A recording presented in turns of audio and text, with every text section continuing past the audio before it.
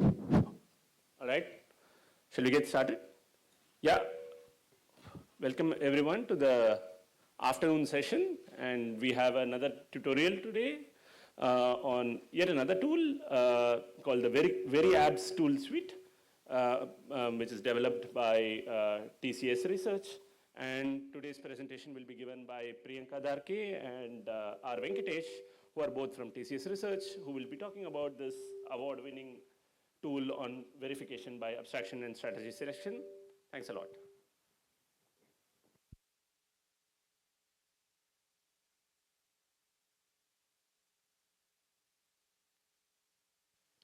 Yeah. Uh, so is this, I'm audible, I hope. Yeah, so today we'll be talking about VeriAbs, a tool that we had developed.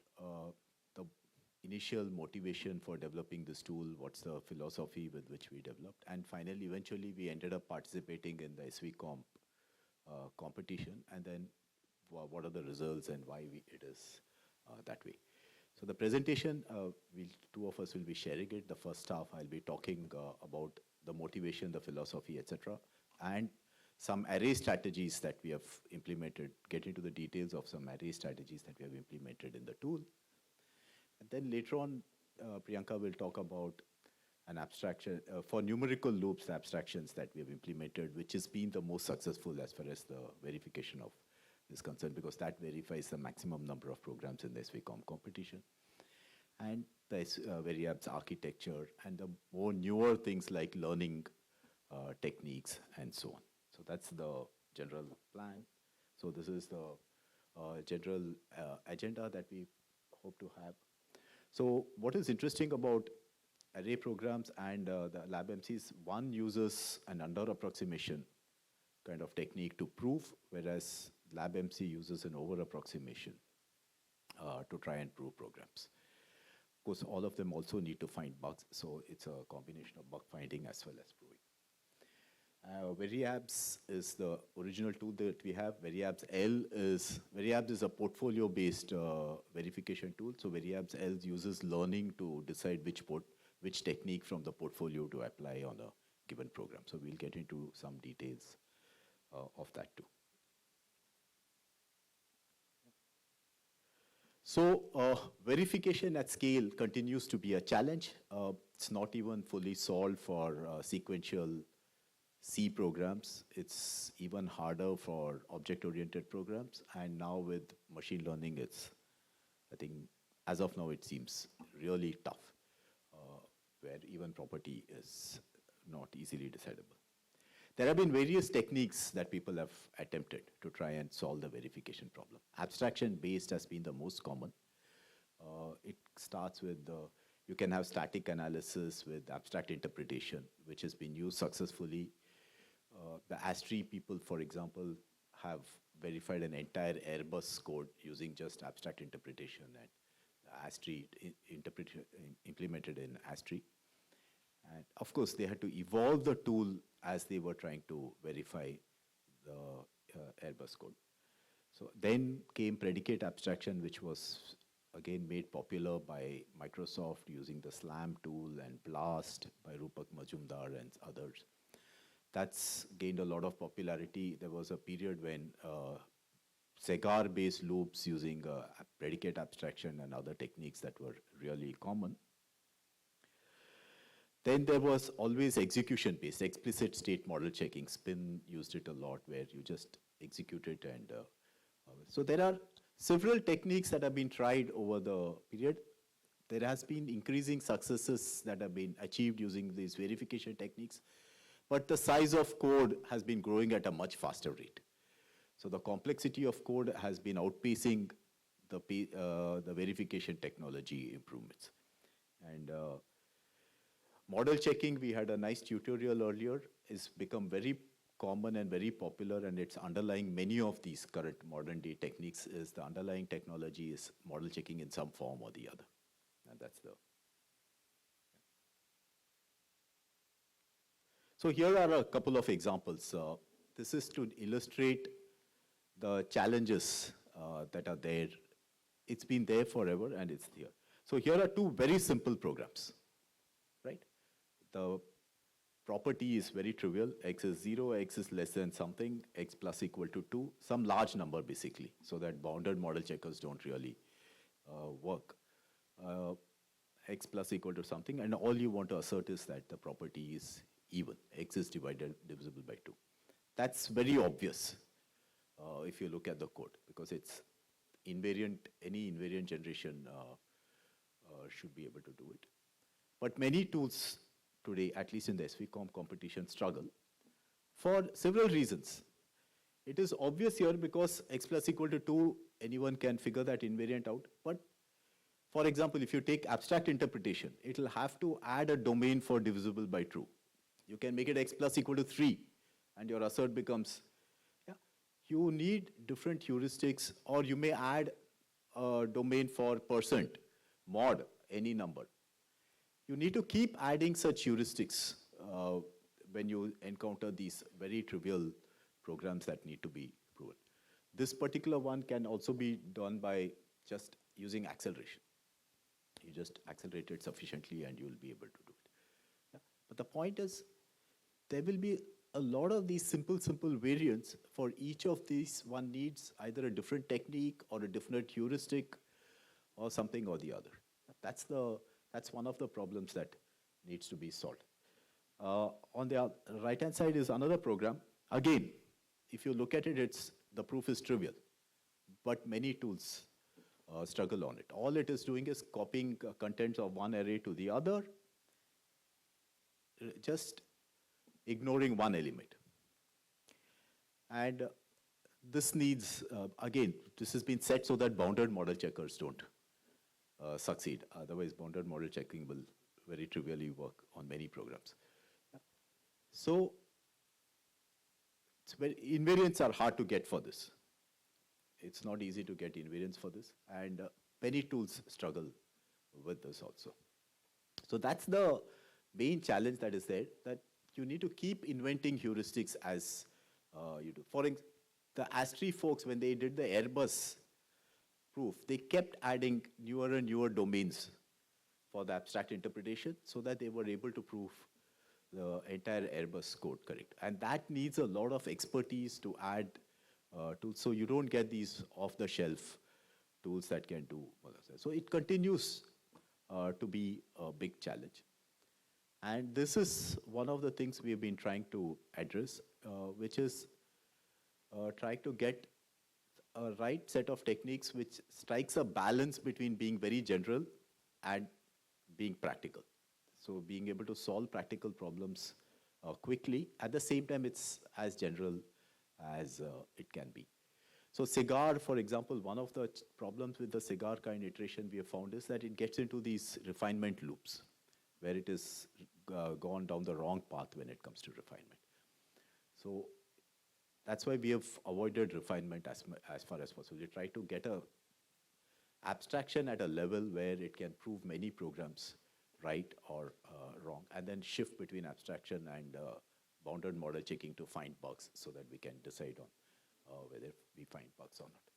So that's the one of the motivation for the way VeriAbs is architected, or the kind of techniques that have been implemented in VeriAbs, which is to be able to address practical problems without getting into the need for things.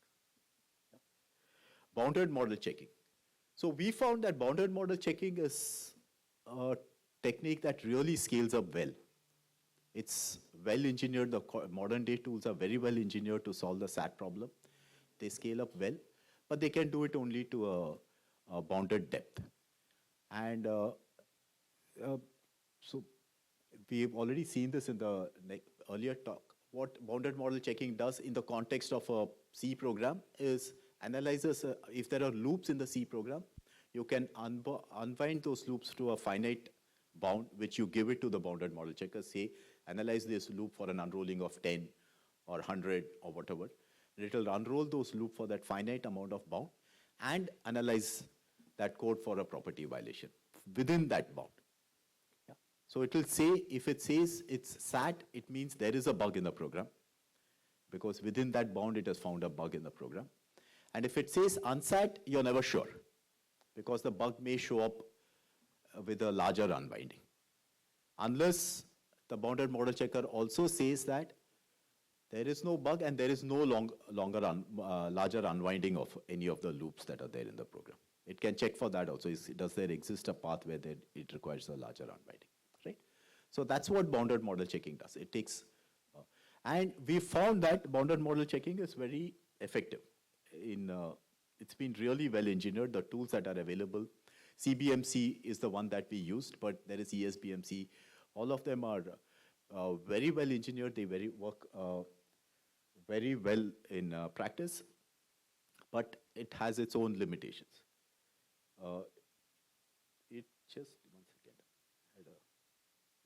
It has its own limitations that it can find bugs, but it can't show a program is correct.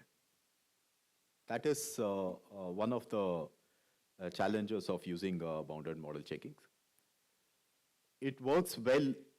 If you look at real-world programs, there is very rarely, we were working primarily with the automotive domain, and very rarely you have small finite loops. You almost always have very large loops, large arrays, large loops, and quite often infinite loops, because automotive domain, you have this infinite loop which reads inputs and reacts to the system keeps reacting to whatever inputs is being read. So that's a reason why it cannot be used to prove a program correct, although it's very effective at finding bugs in code. Yeah. And property proving is important for several reasons to ensure that programs don't crash. Again, as I said, we were working with the automotive domain, so they wanted to show that their programs do not have array overflows, they do not have divide by zero errors, a whole standard bunch of common programming errors that their code doesn't have. And we had to apply bounded model checking or any other technique to be able to show those to be correct.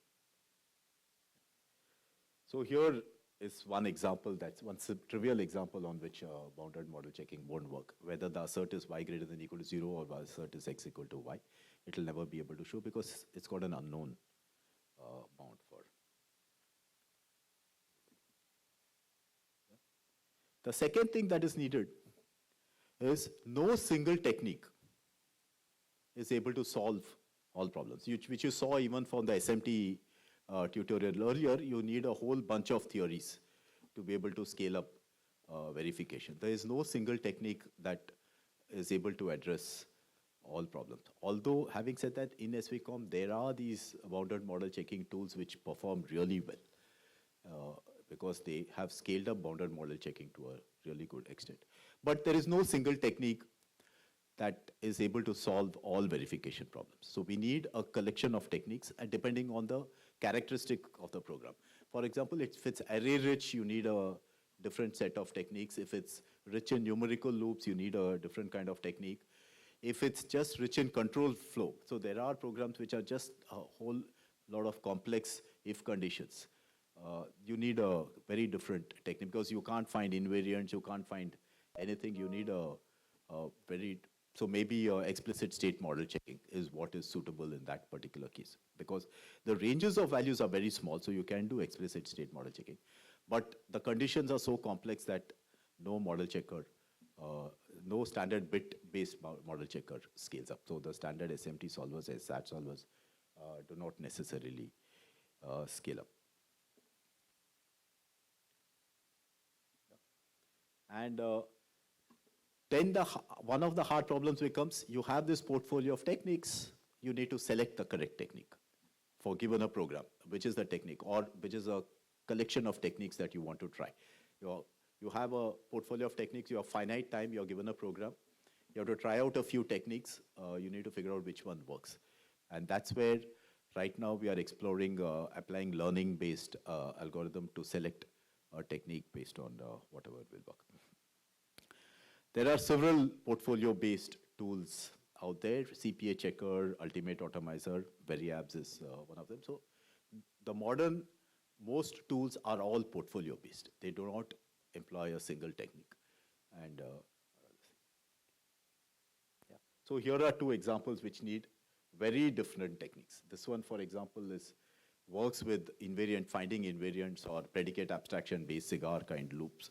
It works finding an, whereas this one needs an array. This is a simple min program. Yeah, and you can find invariants, but finding invariants becomes complex here. You need to say that for all, it's an array invariant you will, quantified invariant you will need. And then we will show some array-based techniques that works well on this min program. So these are just some examples.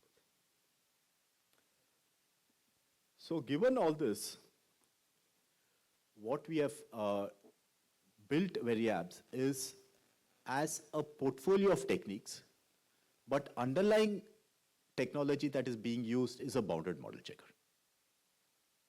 And we use the bounded model checker to both show correctors as well as find bugs. Finding bugs, of course, is very naturally suited to bounded model checkers. You say find a bug within this number of loops, the number of unfolding, and if there is one, it will find one. But we also use it to prove programs correct, and that is by either abstracting the program so that loops, there are no infinite loops, abstract away the infinite loops into this thing, using invariants or something like that.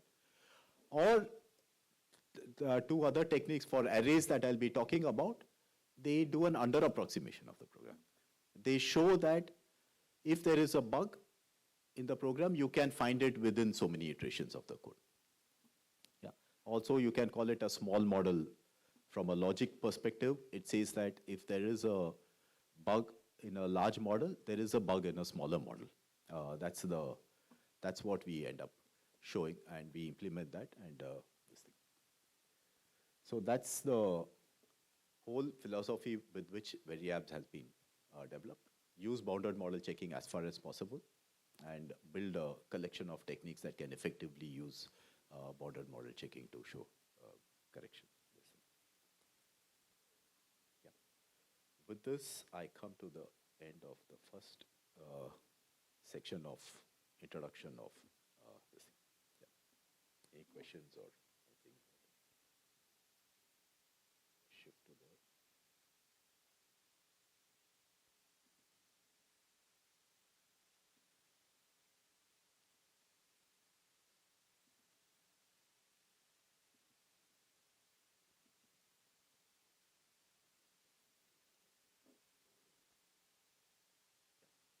So VeriAbs is a portfolio of techniques. Useful, successful of those techniques is LabMC, which Priyanka will be talking about. For array programs, we have two different ideas that we have implemented, and those are the ones that are the most successful. So what we are presenting in detail are three techniques which are the most effective in finding bugs. Of course, to win, we need all the techniques, even if they solve 10 programs or 15 programs. But the most successful ones are the three that we will be talking about today: LabMC, array.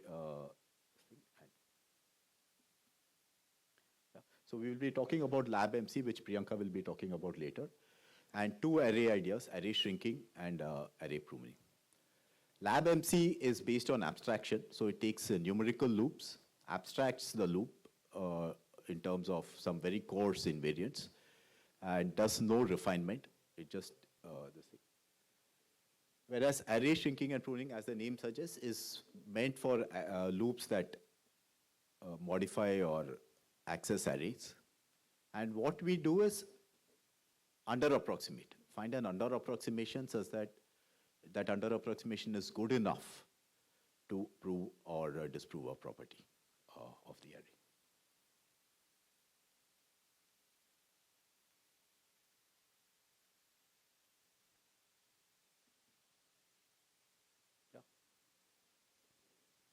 Let's take this very simple example to give an intuition for array shrinking. So what this is doing is, given an array, it counts the number of elements in the array that satisfy a given property P. So it's a very simple loop. Yeah. Takes an array, iterates through all its elements, check if it satisfies a property P, and then at the end it asserts that there are less than 3 elements that satisfy the property P. That's all that it does. And you can't, finding a loop invariant for this is hard, and everything. Finding an inductive loop invariant for this is hard. On the other hand, you can see that if you sample any 3 elements of the array, all combinations of 3 elements of the array, and check whether they satisfy the property P, you can prove it. If you find 3 elements which satisfy the property P, then the assert is violated. If you are unable to find, then you know the property holds. Yeah? Because it's so you just need to sample 3. You don't need to look for any number of elements. Basically, you need to sample whatever C is less than K, you need to sample K elements for any given. Yeah? Yes. We assume P behaves deterministically. Yeah. And P is not modifying. It's a function. It's a predicate that just checks. Right?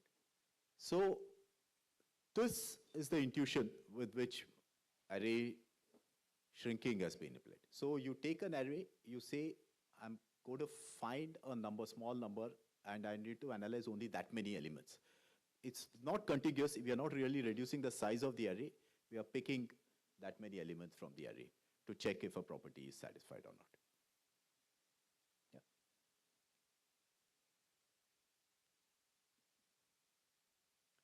So what we do is we show a property called K-shrinkable. We say that an array is K-shrinkable if by taking only K elements of the array and checking for non-deterministically selected K elements of the, checking a property for non-deterministically selected K elements of the array, you can prove or disprove a property. If the property is violated, the property will be violated in the original program.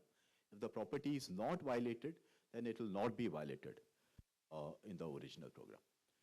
And to do that, what we do is we show that if you take any K plus 1 elements of the array and pick K elements. So you have T, which is a K plus 1 iteration sequence. When we say iteration sequence, it's some arbitrary K plus 1 elements of the array. So you have a for loop with an iteration. You have a sub-iteration sequence. So instead of going from 1 to n, it will say 1, 5, 17, whatever. It's an iteration subsequence of the whole loop.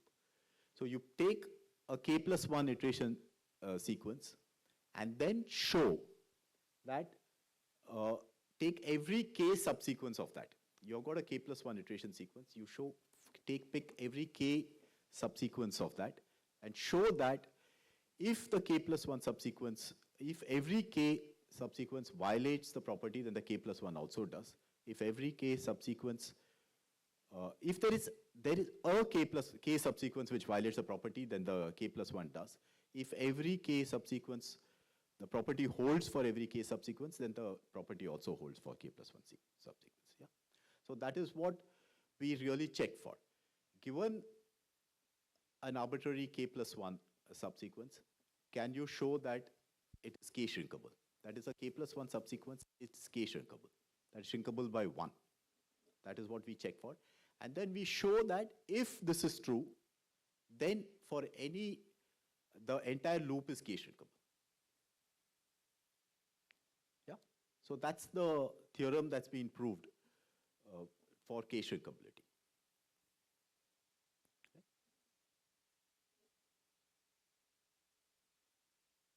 So we have, so what it essentially does is picks a K plus 1 sequence, picks the first element, and then we show that whenever that these properties, psi,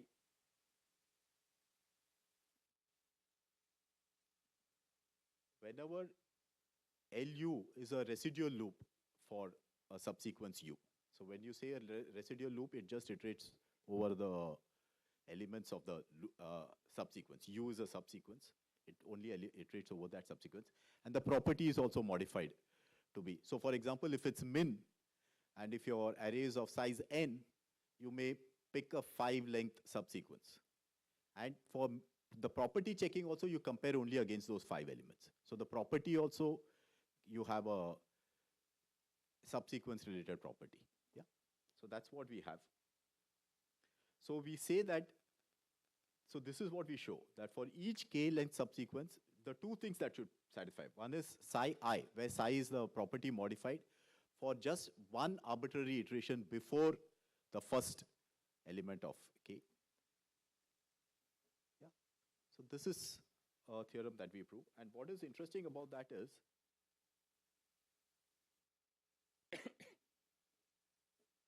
of course, these are the other conditions that we have for an array.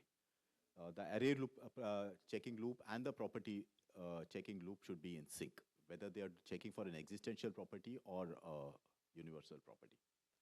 Yeah, here the example is for universal property, but with a slight change, it works for existential properties too. And the accelerable, so indexes can be accelerated. So they should all be accelerable indexes. So the index should move only in an accelerable form, either plus equal to k, basically, with where k is a constant. So if you take min, the universal property would be that for all elements, every element is less than, min is less than or equal to every element. The existential would be there exists an element in the array which is equal to min. So that's the existential property. So both of them will go through a loop, and the loop size should be the same, but one is checking for existential and the other is. Yeah. So this essentially encodes the whole thing. Here t is of size k plus 1. And then it calls check iteration for k. Here we select u, which are arbitrary subsequences of t of size k. Yeah. And then we start with some arbitrary initial state because you're in the middle of a loop. So the state has to be initialized, where we accelerate whatever can be accelerated just to improve precision. And all the other variables are given anything that's modified within the loop are given non-deterministic value. That's how we initialize it. So when I say star, it's a non-deterministic value. So initial state is non-deterministic. Then for each u, we keep checking. As soon as we find a bug, we break. Right? And then for t, the loop, t loop also we check. And we just check whether this implication holds. That is, for every subsequence, if the property holds, then the property holds for t. Otherwise, it doesn't hold for either of them. So that's what we check. But what is interesting here is now we have two loops which are both bounded. Yeah. So we can use a bounded model checker to find this, whether it is k-shrinkable or not. And that's what we do. We use a bounded model checker to find whether a loop is k-shrinkable or not by transforming the loop this way and checking whether it is shrinkable from k plus 1 to k. And we keep going from k, of course, you can find either doing a binary search or go sequentially from 1 upwards. So that's the interesting part of this. And once this says it also gives you a k. Then we take this k and use that k for the original program to check whether the property holds for the original program or not. This is not the original program, this is an abstracted program because your got x initial is initialized to non-deterministic values. Right? So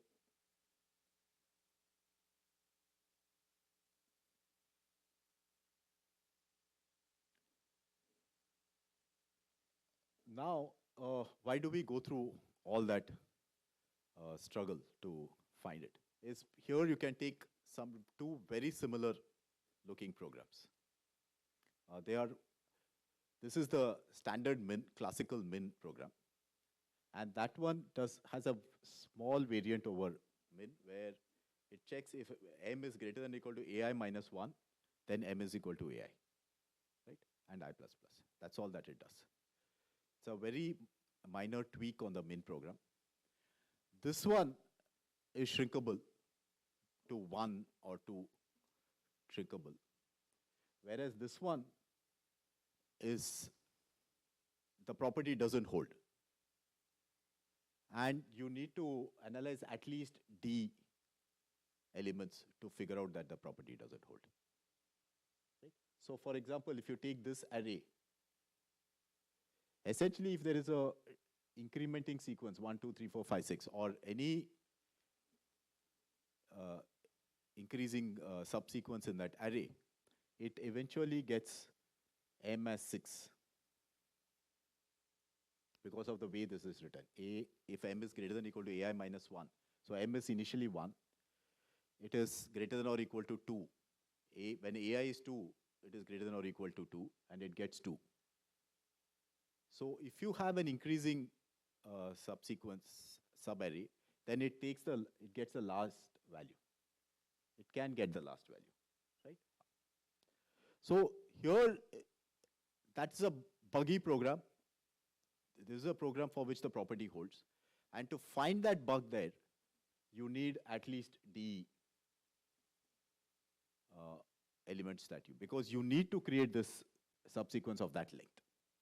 Only then will you get it. Otherwise, you won't get it. Yeah. Otherwise, you won't find the bug. So, any syntactic analysis is not going to let us figure out whether it is k-shrinkable or not, because they are two very close, syntactically almost identical programs. But one is shrinkable to 1, the other one is not. Other one is de-shrinkable and it's buggy.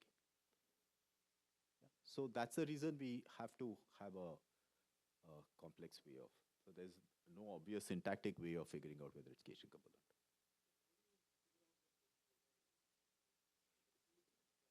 not. So we do this, we go through the same process. We check from 1, 2, and so on, and it is 1 shrinkable. So it is not at all clear syntactically that it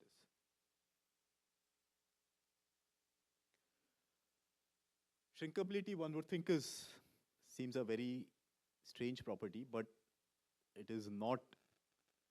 It is fairly commonly found.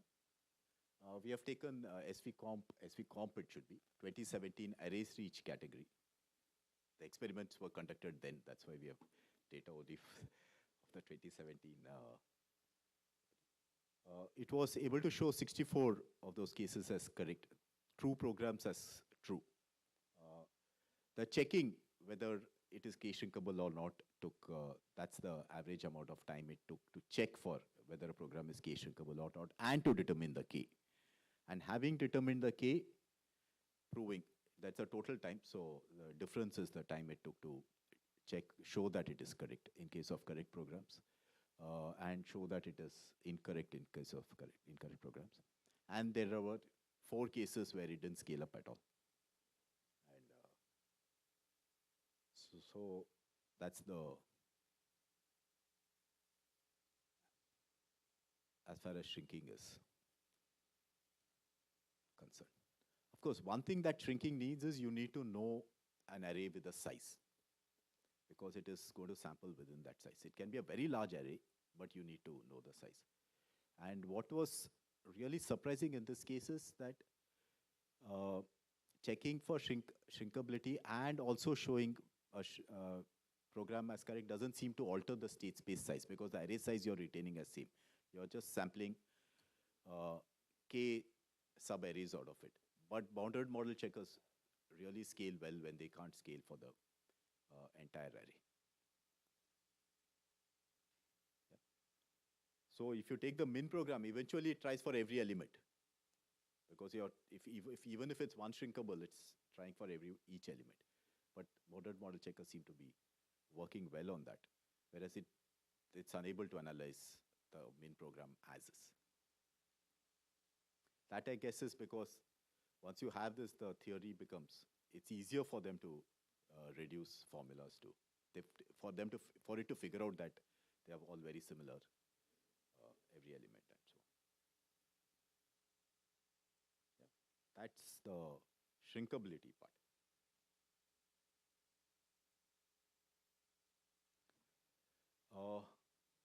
Shrinkability, as I said, has a big disadvantage that it needs the entire array and it samples from that entire array. So the next obvious question is, instead of sampling from the entire array, can we just look at the first k elements of the array and then show that if it holds for the first k elements, then it holds for the complete array. Is that possible is the natural next question. And that's where array pruning comes. So again, take the min program, right? So if you see the min program, what you can see is min and aj. So what you're looking for is a violation, where you're looking for an aj. This is a universal property. Therefore, to find a bug, you're looking for an existence of some aj which violates aj greater than or equal to min. Right? So if this property is violated, that means there is an aj which is less than min. Yeah? That's the property of a min program. Right? So you need a min and an aj at the property location. And the value of min is getting assigned here at line 4. And the value of aj gets assigned here. It doesn't change through the program. So whatever value it has, it doesn't change through the program. It gets assigned at this level, right? So in some sense, all you need is to find, so even if the value of min gets assigned at some kth iteration, all the previous iterations are not contributing anything to the violation of the bug. Except if aj is part of that iteration, it needs to be retained. But none of the previous iterations are contributing because min is changing, and whatever the value of min was at the kth iteration. So all you're doing at the kth iteration is comparing the value of min at that point with ak and then modifying min. So let's say at the min gets assigned at the kth iteration, you need to create a smaller loop which comes with the same value of min there. And that you can achieve by setting the A0 element to that min value. Right? So the rest of the iterations are not contributing anything. And whatever value of AK is at the kth iteration, you can set that as the value of the first A1. Right? So if you look at the trace of a buggy min, at some point you would have assigned a value of, at some point in the trace you would have assigned the value of min, and that trace can be collapsed so that you change the value of the array. We are assuming array is non-deterministically assigned. So you can collapse that trace and assign fresh, create a new array with values in the 0th, first and second element maybe, so that the values that reach here remain the same. So all you need to ensure is you are able to create an alternative loop and a new array such that the same values reach this point. Yeah. And that is what we do. So that's the intuition behind pruning of loops. Can you take a trace of a buggy, can you take a buggy trace and create a shorter trace which displays the same bug? So you need to ensure the values remain the same till the end. And obviously, if it's something, if it's a while loop where all you're saying is AI equal to 10 or AI equal to star, then that trace can obviously be collapsed because you're not using, the previous value is not being used in the next iteration at all. Anything computed in an earlier iteration is not being used in the current iteration at all. So such loops are very trivial. where you can definitely eliminate them to just a single iteration. But even for min, you can reduce it to just 3 elements in the array. Yeah. You need 3 elements because A0 you need because you need to initialize it. Then you need the iteration that assigns to min, and AJ could be past A1, the assignment point. Therefore, you need the third iteration to get up.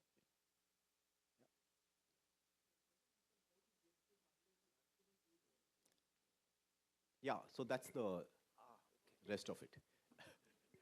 Yeah, so how do we get it without actually doing the... So before we come to that, here is another example, and where sum gets a value from previous iterations, and it's not at all obvious how you can. So here is a loop which cannot be, pruned. Yeah, here is a loop that cannot be pruned because the value of sum you cannot create. In a trace, the value of sum that comes to a kth iteration, you don't know what it is. And so you cannot assign a value to AI or any AI to this thing. Right? So from this, it's clear that the problematic parts are variables like sum, which take values from previous iterations of the loop. That's the main problematic part. So we need to put some constraints on these kind of variables that take values from previous iterations of the loop. So those are the constraints that we really are looking at. So we create a program dependence graph for a loop, just for the loop. So there are these use points. So here AI is being used, BI is being used, T is being used here, and so on. Then there are these definition points. At the entry point, every variable is getting defined, and in the loop body also, variables would get defined, and that's what makes a loop interesting. And there are these condition nodes, which decide on the branching. And condition nodes are also use points. They use some, so there are dependencies from condition node to, here the notation is as follows. 6 is the location, T is the variable. And when you say A0, it is the L plus C loop iterator, I plus 0 it is, basically, when you say A0. If you say A2, it's I plus 2 is getting accessed in that particular. The loop variable plus some constant is getting accessed out there, and that's what. So we build a program defenders graph like this. And the problem cases are when there are loops in the cycles in the program dependence graph. Because if there is no cycle, it's very straightforward. There is nothing to be done. Right? So it's the cycles in it that matter. Right?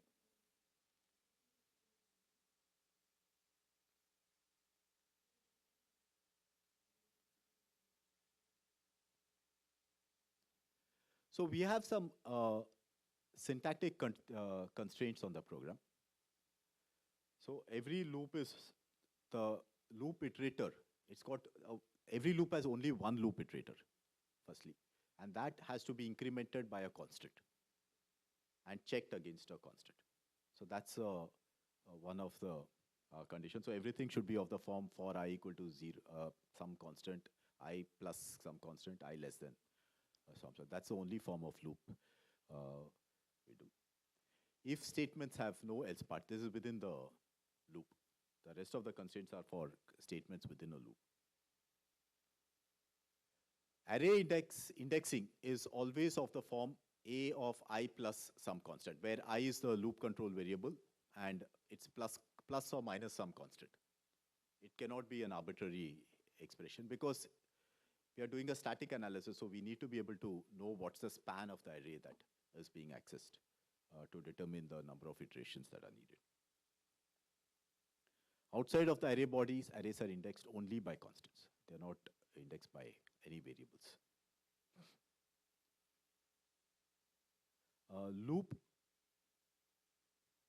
The loop index variable, like as I said, all loops have to be of this form. So loop control variables cannot be modified within the loop arbitrarily. So quick sort and all are just, partition and all are just out. We cannot do those. And there are no nested loops. Right now we don't handle nested loops at all. So these are some syntactic constraints to address what you're seeing. Plus, if there are cycles in the program, we have got a couple of constraints for the cycles. And that's what really determines whether it can be carried forward or not, whether you can reduce the trace or not. One of them is it has exactly one condition node. Every cycle has exactly one condition node. And it has got one definition node. So there's only one place within the loop body where it's getting defined. There is an entry point where it's defined, of course. But otherwise, there's only one place within the loop body where it's getting defined.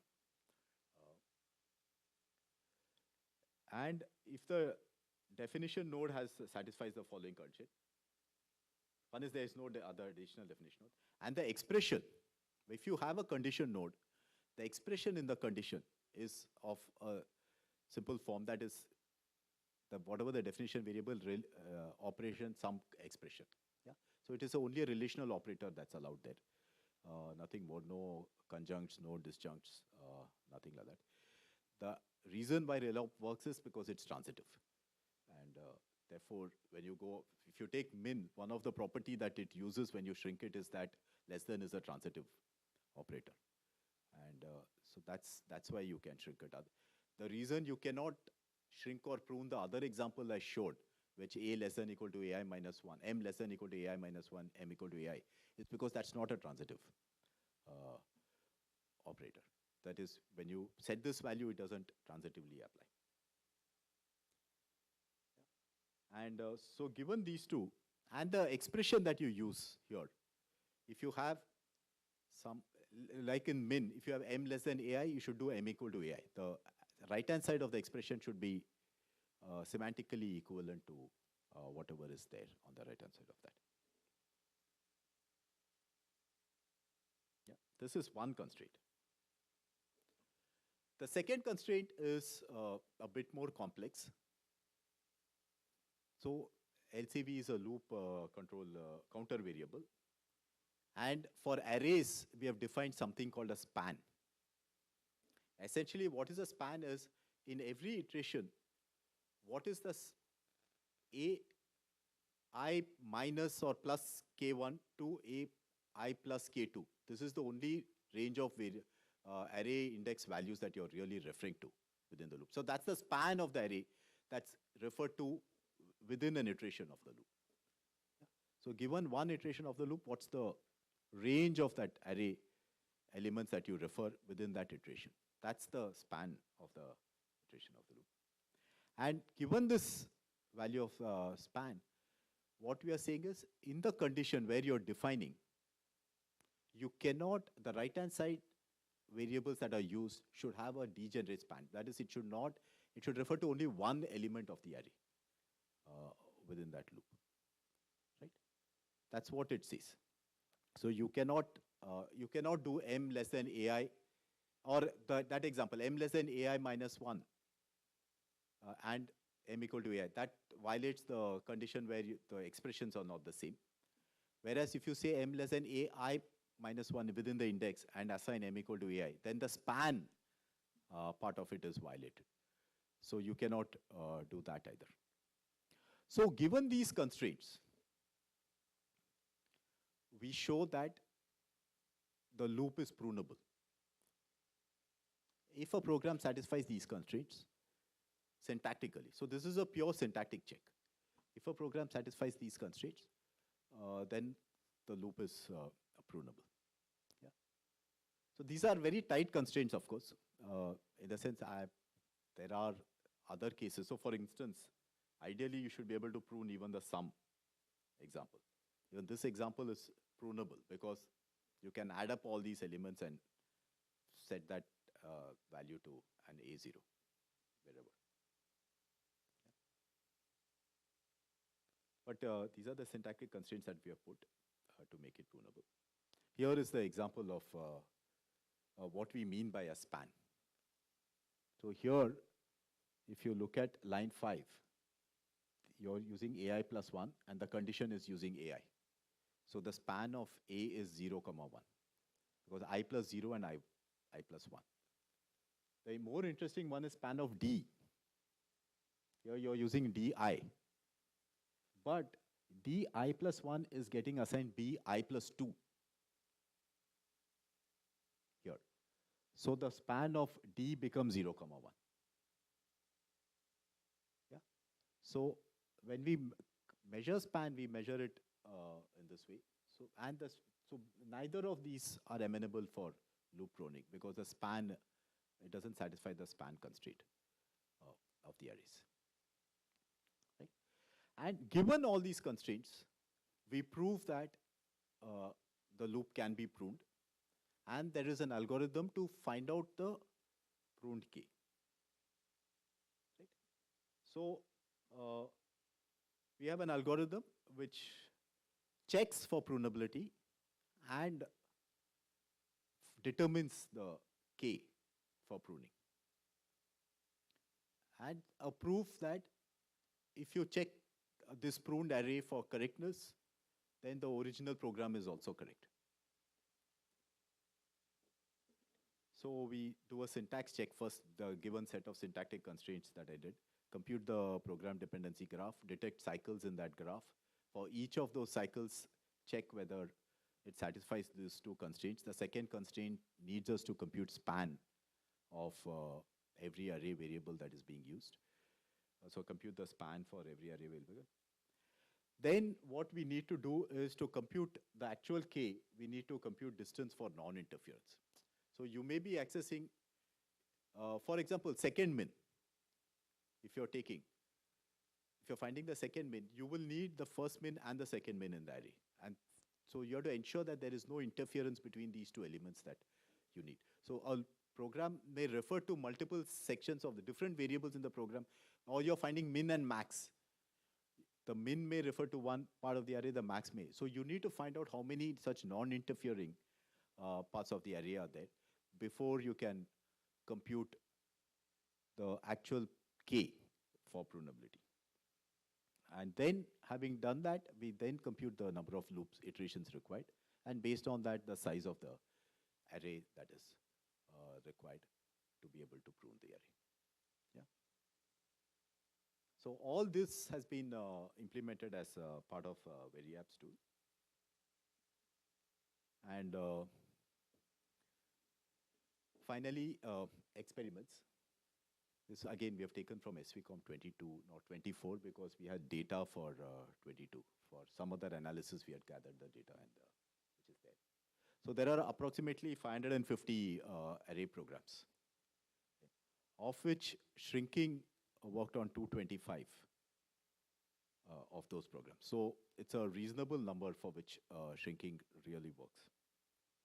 Pruning works for 232 of those programs.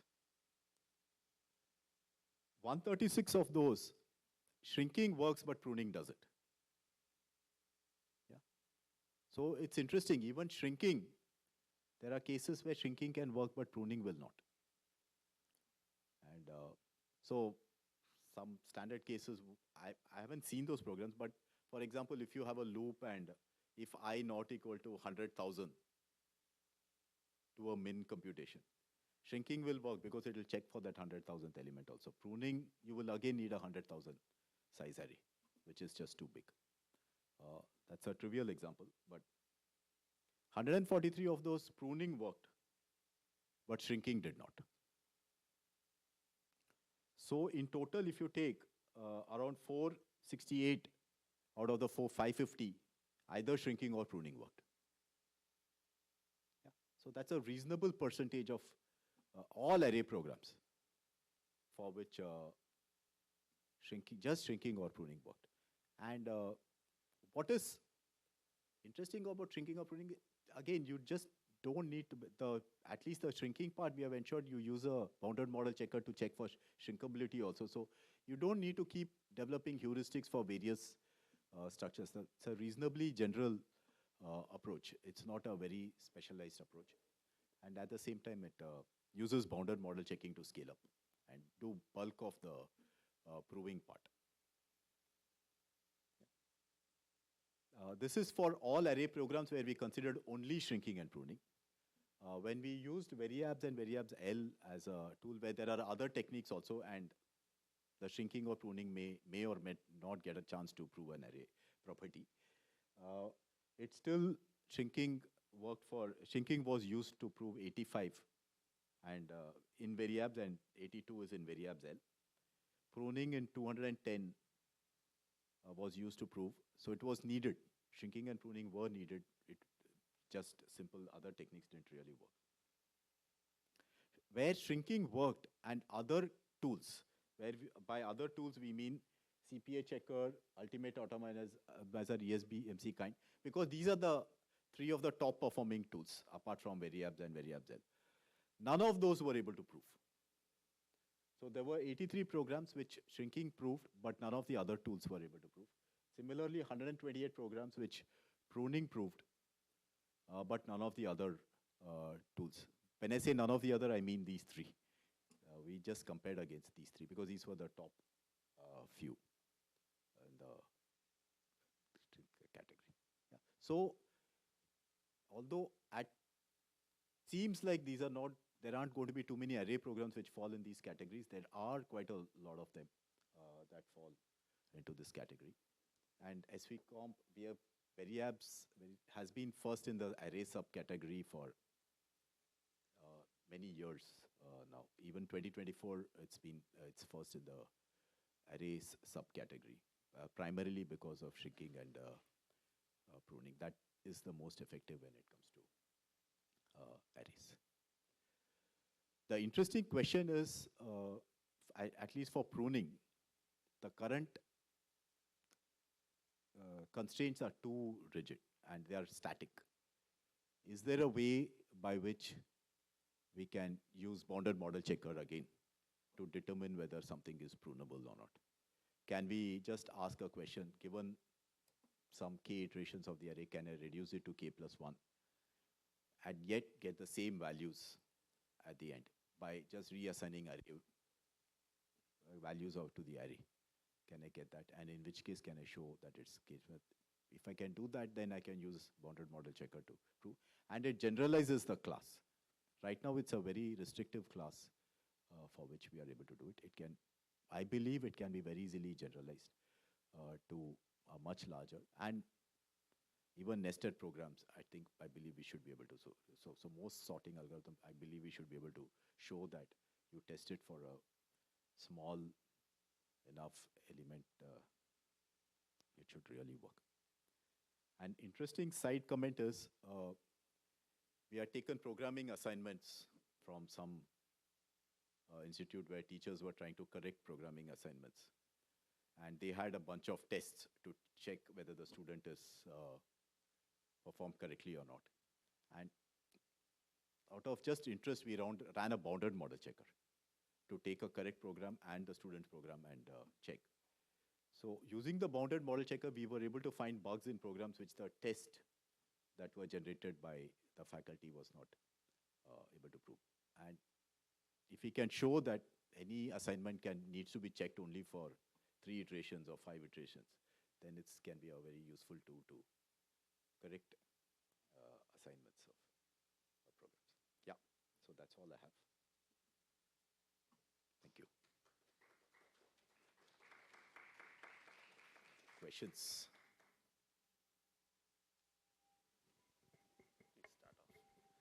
In the last slide, when you say it's 85 for shrinking, where shrinking is really used, and 83 shrinking without others, it means that those 83 benchmarks are the ones where you triggered shrinking and shrinking was better than the others. Shrinking worked and the others weren't able to prove. Other in the sense, these tools. No, what is this 80? So this 83 is a subset of this 85 here? Yeah, 85. 83 is a subset of the 85. Okay. So in other words, in your strategy, you have not yet explained that in VeriAbs is going to come. Yeah. Okay. So VeriAbs doesn't always try pruning or shrinking. Yeah. It may try other techniques. If those work, it will not even come to pruning or shrinking. It has its own. So what I want to ask is, Out of whenever this, you you're tried, right. Out of this 85, 83 of them. right? So whenever you tried, your strategy said yeah. shrinking should be tried, you are actually better than anybody Yeah. else. Others are unable to prove it. Because I would be interested to see in that 225, how many others can prove, right? Because Yeah, that's a good question. I don't think we have that. We don't have that. both of them? Okay. Okay.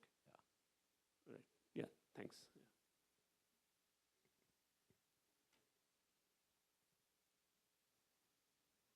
Yeah.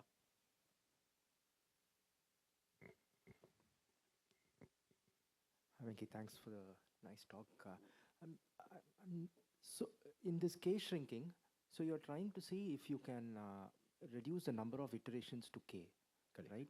Given an original loop. So the shrinking is we are just picking K elements. So you're Sorry. talking of pruning. Yeah, no.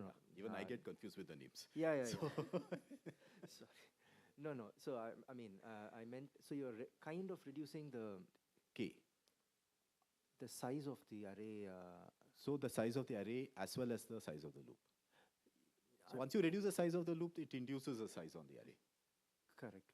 No, I'm wondering in each of these, after doing the reduction, if you run an explicit state model checker. Will it work? It may. We have not experiment because bounded model checker worked, so we really didn't try anything else. But you're right, it may just work. So for instance, array values we still keep as whatever the original values are, which is an integer in most cases. Ideally, you should even be able to demonstrate that array values also can be, that domain size also can be reduced. Because, Yeah.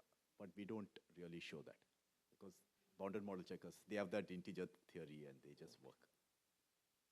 So we really don't use. Okay, thanks. Yeah, thank you. So we just take a break now. Actually, the break is scheduled at 3:15. Oh. Okay. So what do you want to do? Either we can...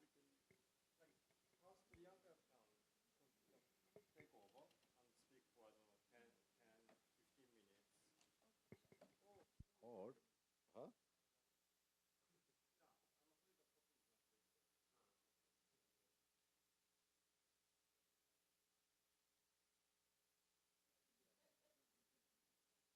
But would you like to speak for 10 minutes and then stop?